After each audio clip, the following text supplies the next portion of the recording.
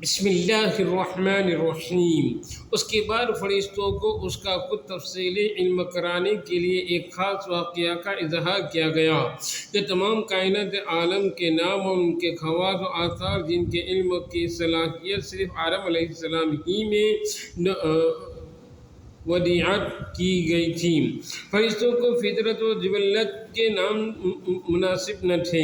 وہ سب آدم علیہ السلام کو دکھائے اور بتلائے گئے تھے۔ مثلا دنیا کے نافع اور مضر چیزیں اور ان کے خواص و آثار، ہر جاندار اور ہر قوم کے مزاج و طباعی اور ان کے آثار، ان چیزوں کے معلوم کرنے کے لیے طبیعت ملکی محتمل نہیں۔ فرشتہ کیا جانیں کہ بھوک کیا ہوتی ہے، پیاس کیا ہوتی ہے، پیاس کی تکلیف کیسی ہوتی ہے، نفاسی جذبات کا اثر کیا ہوتا ہے، کس چیز سے نشہ کس طرح پیدا ہوتا ہے، سانپ اور بچھو کا زہر کس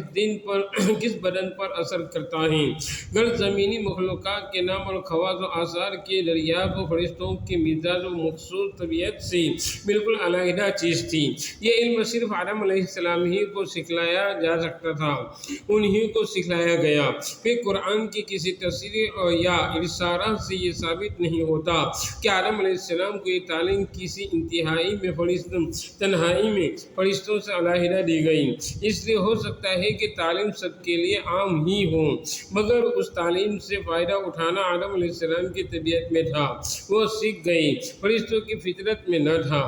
کہ وہ نہ سیکھیں۔ اسی لیے یہاں تعلیم کو آدم علیہ السلام کی طرف منسوب کیا گیا، اگرچہ یہ تعلیم فی نفس ہی عام تھی، آدم علیہ السلام اور ملائکہ دونوں کو شامل تھی، اور یہ بھی ہو سکتا ہے کہ ظاہری تعلیم کی صورت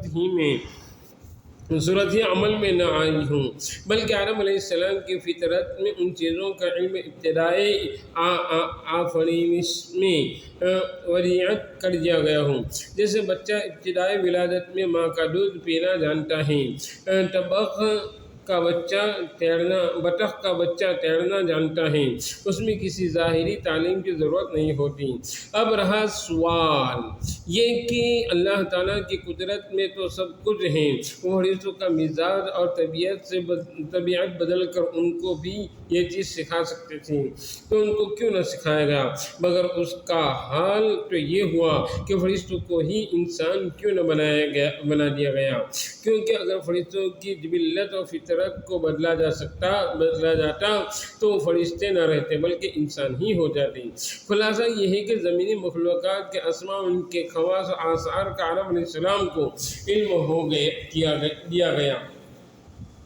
جو فرشتوں کے سب کا بس کا نہیں تھا، اور پھر ان مخلوقات کو فرشتوں کے سامنے کر کے سوال کیا گیا کہ اگر تم اپنے اس خیال میں سچے ہو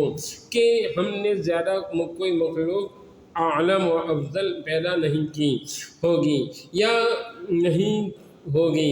یا یہ کہ زمینی خلافت و نیابت کے لیے فرشتے بنسبت انسان کے زیادہ موزوں ہیں، تو ان چیزوں کے نام اور خواص بتلاؤ جن پر خلیفہ زمین کو حکومت کرنا ہے۔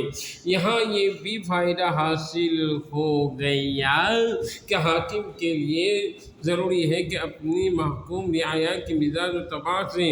اور ان کے خواص و آثار سے پورا واقف ہو، اس کے بغیر وہ اس پر عدل و انصاف کے ساتھ حکمرانی نہیں کر سکتا۔ جو شخص یہ نہیں جانتا کہ بھوک سے کیسی اور کتنی تکلیف ہوتی ہے، اگر اس کی عدالت میں کوئی دعویٰ کرے کہ کو بھوکا رکھنے کے متعلق پیش ہو تو اس کا فیصلہ کیا اور کس طرح کرے گا؟ اگر اسی واقعے سے حق تعالیٰ نے فرشتوں کو یہ بتلا دیا کہ زمین کی نیابت کے لیے معصوم ہونے کو دیکھنا نہیں بلکہ اس کو دیکھنا ہے،